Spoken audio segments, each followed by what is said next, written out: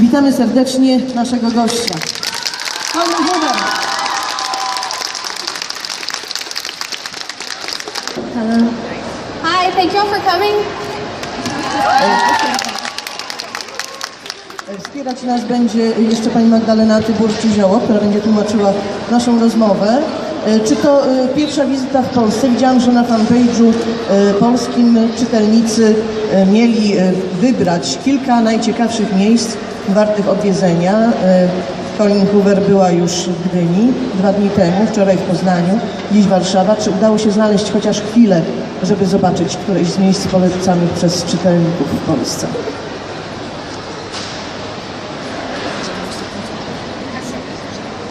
Is it on? Can you hear me? Yeah, we got to Warsaw at about midnight last night. We walked around a little bit today after an interview I had. It's very beautiful and a lot bigger than I thought it was, so it's beautiful and I love this mall. Warszawa jest bardzo piękna. Przyjechałam właściwie o północy. Dzisiaj po wywiadzie miałam troszeczkę czasu, żeby zobaczyć miasto. Jest o wiele większe niż myślałam i podoba mi się Arkadia. Ugly Love, powieść, która dzisiaj ukazuje się w Polsce, ma swoją premierę. To twoja 8. książka. Kiedy czyta się biografię pisarzy, to często można dowiedzieć się, że od dzieciństwa marzyli o tym, żeby pisać książki i żeby właśnie literaturą się zajmować. Jak to było w twoim przypadku? Bo zdaje się, że to trochę inna jednak historia i wcale nie pisałaś po to, żeby zostać autorką.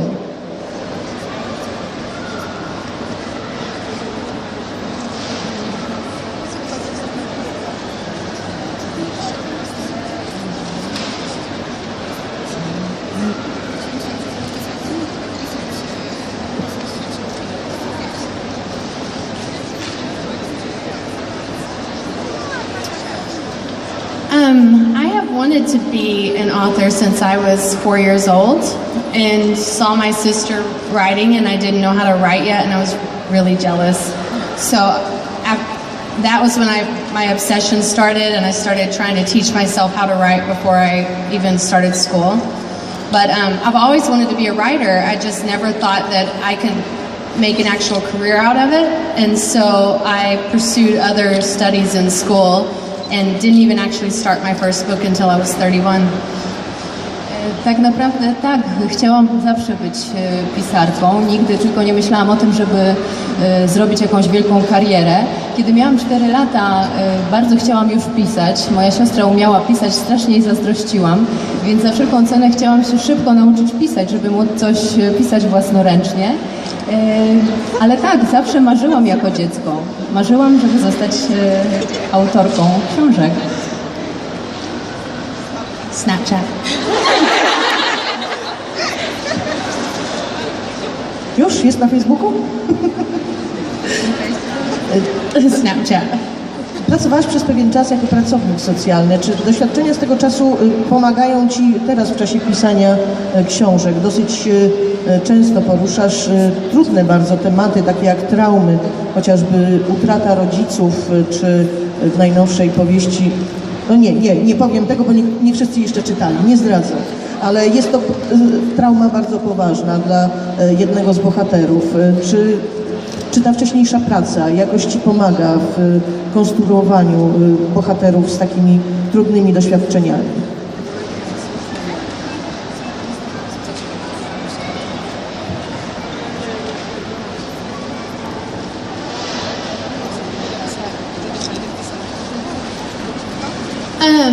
Well, when I wrote Hopeless, I did use a lot of what I had learned from being a social worker. Unfortunately, there were some, touchy subjects in that unfortunately I dealt with on a daily basis for like 7 years as a social worker.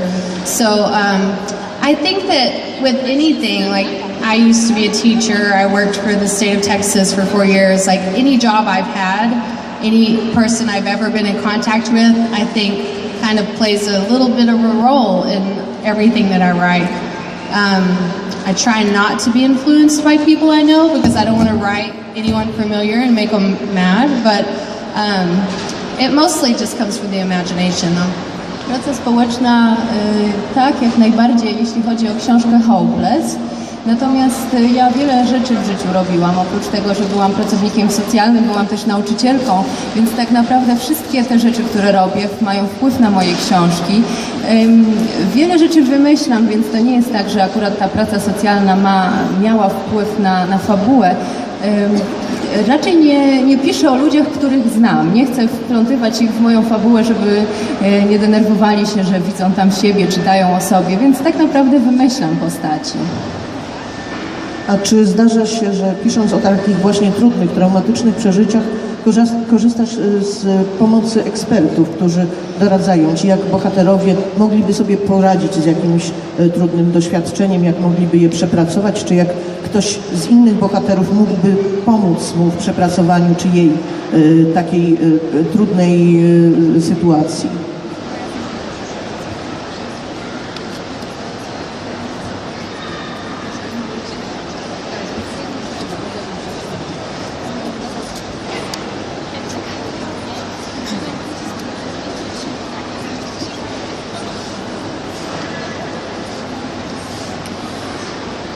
I usually write the books first and don't consult with anyone until afterward. If I feel like there's a subject that I don't know anything about from personal experience, I always consult someone, or maybe more than one person, who can help me. For example, and maybe someday with Ridge's case, I didn't know if I was getting his character, completely right. So I consulted with a couple of people who were hard of hearing and one who was actually played guitar who couldn't hear. So I just wanted to make sure that I had those aspects correct. But I always try to write the book first so that I don't have any kind of influence from what anyone tells me about how the characters should act. Najpierw piszę książkę i jeśli czuję, że powinnam skonsultować coś, to dopiero po napisaniu książki rzeczywiście to robię. W przypadku Maybe Someday konsultowałam akurat przypadek Ridge'a. On był muzykiem i tam rzeczywiście potrzebowałam konsultacji jednej bądź wielu osób. Tak, czasami to robię rzeczywiście, natomiast najpierw piszę książkę i dopiero później staram się ewentualnie konsultować. Nie chcę, żeby przed napisaniem książki ktoś miał wpływ na to, co tam będzie. Także w przypadku Ridge'a, tak, Maybe Someday była taka konsultacja. A czy zdarzyło się w takim razie, że po takiej konsultacji wywróciłaś całą fabułę do góry nogami?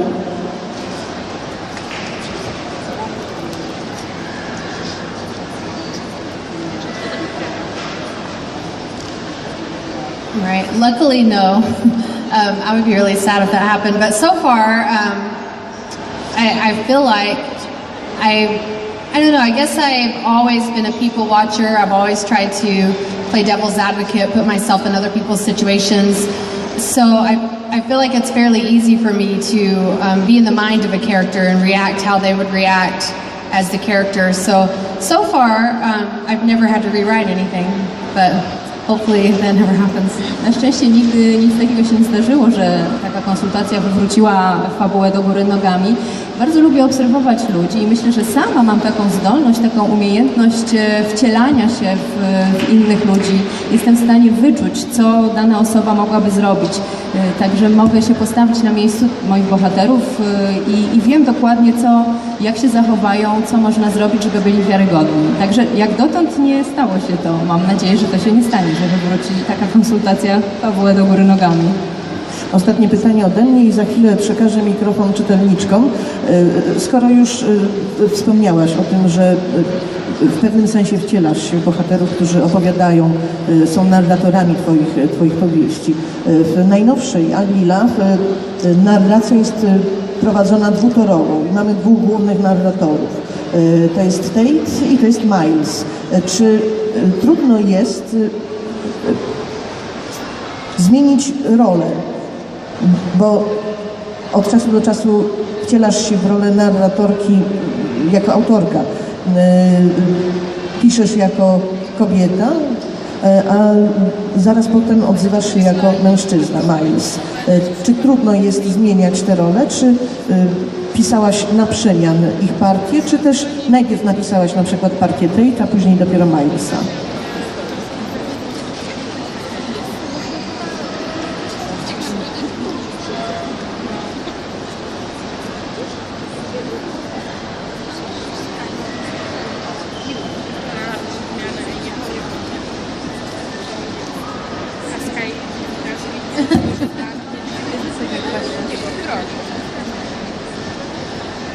With Ugly Love, I actually wrote all of Miles's chapters first, and then I went back and wrote the chapters from Tate's point of view. So that's the only book I've ever written out of order.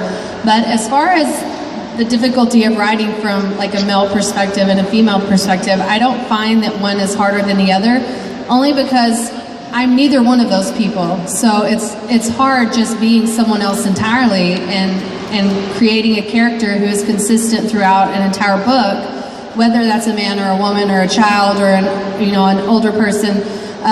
Anyone that's not me, it has to come straight from my imagination. So I don't find it any more difficult one way or the other. Tak, ta książka jest pisana rzeczywiście z dwóch punktów widzenia.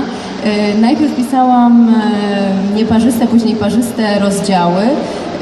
I to nie jest tak, że to jest trudne dlatego, że musiałam najpierw pisać jako w roli kobiety, później w roli mężczyzny. To zawsze jest dla mnie trudne wcielać się w swoich bohaterów. Piszę o nich i ponieważ oni nie są mną, to zawsze trudno jest tak skonstruować powieść, tak przeprowadzić opis bohatera, żeby on był spójny. Także samo to, ta dwutorowość nie powodowała żadnego problemu. To raczej to, że po prostu bohater zawsze jest kimś innym. Zawsze muszę tak się postarać, żeby on był spójny i to tak naprawdę jest najtrudniejsze. Bardzo prosiłam przed spotkaniem, żeby czytelniczki przygotowały pytania, ułożyły je sobie w głowie i teraz uwaga, jest moment, kiedy można podejść i zadać pytanie. Ja już schodzę tam na dół i bardzo proszę, żeby podchodzić tutaj i skorzystać z mikrofonu, bo wtedy nasz gość będzie mógł lepiej usłyszeć i tłumaczka pytania wasze. Ma Pani jakieś rady dotyczące dla początkujących pisarzy?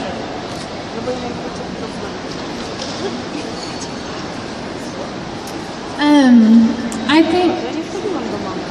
Oh, okay.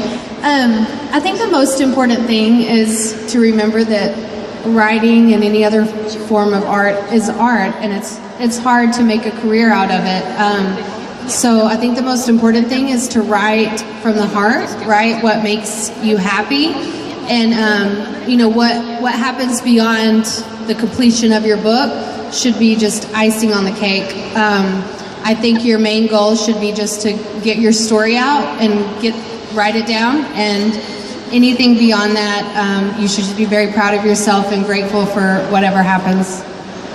Najważniejsze jest, żebyś pisała z serca to, co czyni Cię szczęśliwą.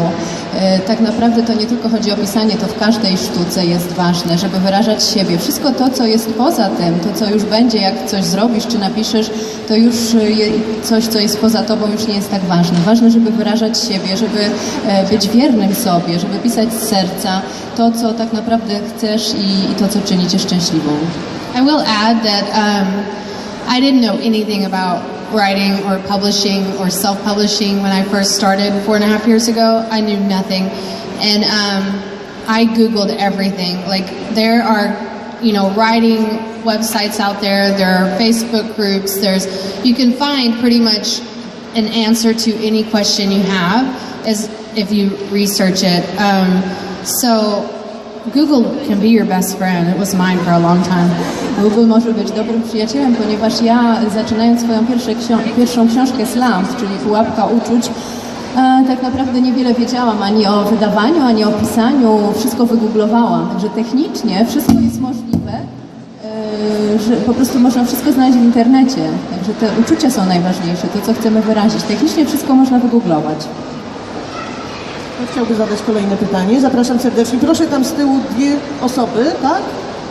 Czy to dwie ręce tej samej osoby się podniosły? Bardzo proszę tutaj do przodu, potem...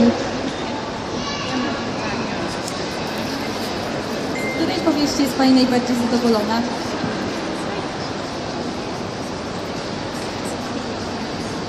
Oh, that's a really good question. Trudne pytanie. All of them. I mean, I wouldn't put a book out if I wasn't proud of it or happy with it. I've written parts of books that I wasn't proud of, so I never published them. The one that probably means the most to me is the one that comes out later this year called It Ends With Us. There's a lot of just personal, not really personal experience, but it was inspired by personal events. And then maybe Someday is also one of my favorites. To bardzo trudne pytanie, ale jeśli miałabym rzeczywiście na nie odpowiedzieć, to byłaby to książka, której nie ma jeszcze w Polsce. Ma tytuł It Ends With Us.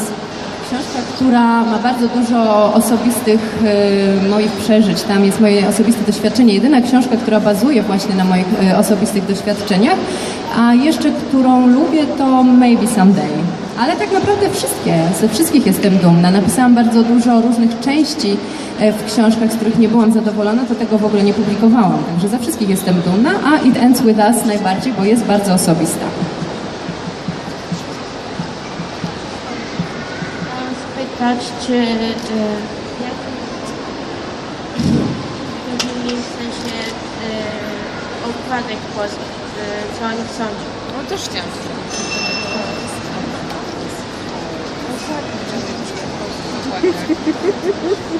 I really like them. In fact, Hopeless is my favorite cover in any translation, in any U.S. cover. I think the Polish cover is my favorite of all my covers for Hopeless. I just love it. Jeśli chodzi o Hopeless, to wyobraźcie sobie, że właśnie Hopeless w polskiej edycji jest moją najbardziej ulubioną okładką ze wszystkich edycji językowych na świecie. A co z Ugly Love? No, I love it too. I love all of them. They always send me the covers before they put them out, and I guess if I didn't like them, I could say something. I really never do, but no, I really like them. Jeśli chodzi o Ugly Love, również bardzo mi się podoba. Zawsze przed wydaniem książki wydawca przysyła mi okładki i tak naprawdę no, zawsze mi się podobają. Ugly Love też jest bardzo piękna w polskim wydaniu. Zapytałam, bo widziałam, że dosyć ożywiona była dyskusja na fanpage'u i bardzo się podobała amerykańska okładka polskim czytelniczkom, bo ona zawiera pewną sugestię, a właściwie taki symbol tego, co się tam wydarzyło. Ale to pozostawmy. Kto kolejny chciałby zadać pytanie? Bardzo proszę. Tutaj, potem tam i później pani. High discussion, like the readers prefer the U.S. version.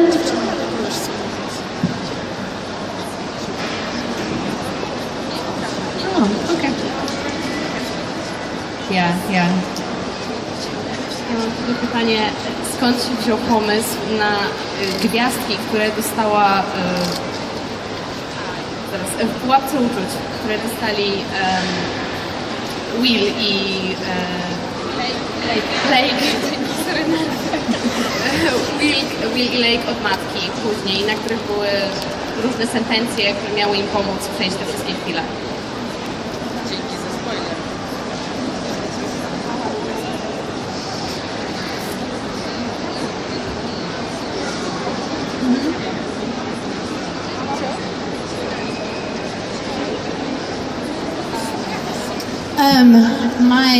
I have a niece, a step niece, if that's a thing here, who actually made a jar of stars with quotes on them for my sister for Mother's Day, probably about the year before I started writing Point of Retreat.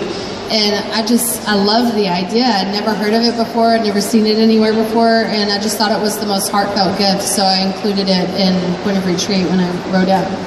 Umieściłam to w Point of Retreat, w jednej z książek z serii Slant, czyli Pułapka Uczuć, a inspiracja przyszła od mojej kuzynki, od mojej przyszywanej kuzynki, która robiła takie gwiazdki z sentencjami dla swojej matki. To mnie tak urzekło, że to może być tak wspaniały podarunek dla kogoś, że właśnie dlatego, widząc to, zostałam zainspirowana i nie wahałam się, żeby użyć tego pomysłu właśnie w mojej książce.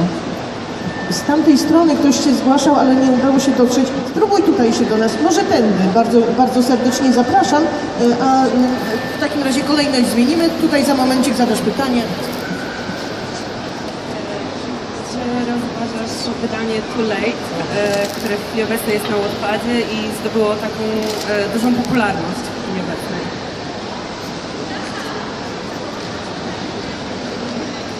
Proszę powtórzyć pytanie, głośniej. Czy rozważasz wydanie w wersji papierowej Too Late, które w chwili obecnej na Wattpadzie zdobyło taką popularność? Teraz wszyscy na Wattpada wchodzą, nie słyszałam.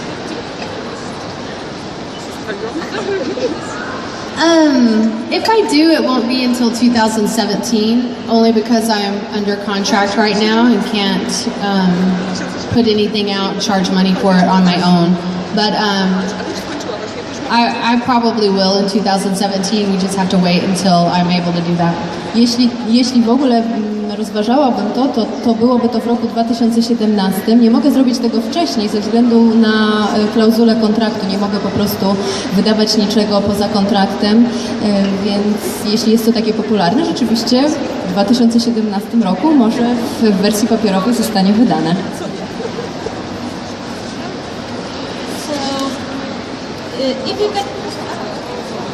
No to jeśli mogłaby Pani sobie wyobrazić sytuację, kiedy tylko jedna z Pani książek mogłaby zostać sfilmowana, to który film najbardziej by Pani chciała zobaczyć? Najbardziej, żeby któraś z Pani książek, a może na przykład Pani wolała, żeby nie były ekranizowane?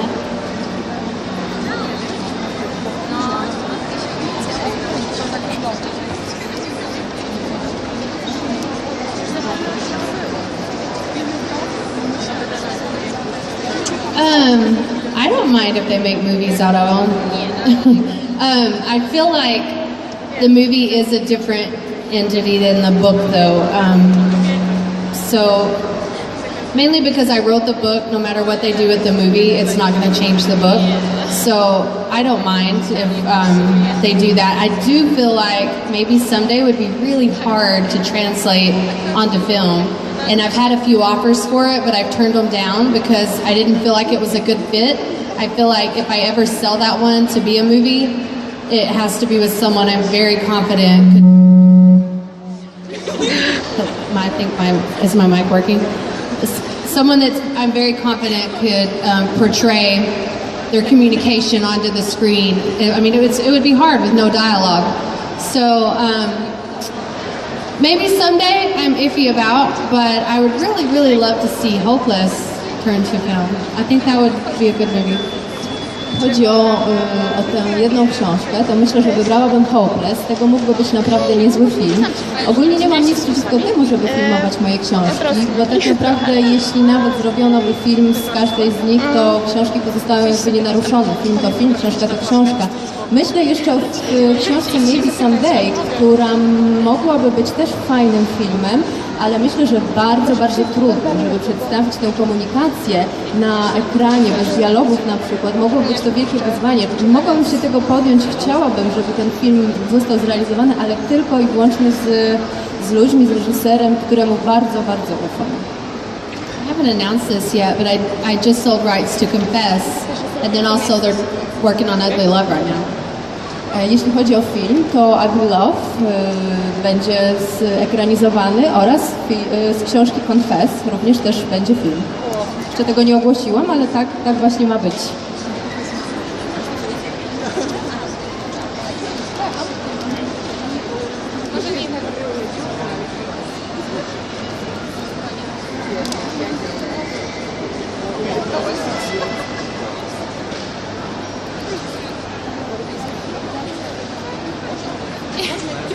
I think that everyone who loves reading book, and I would like to know what's your all-time favorite.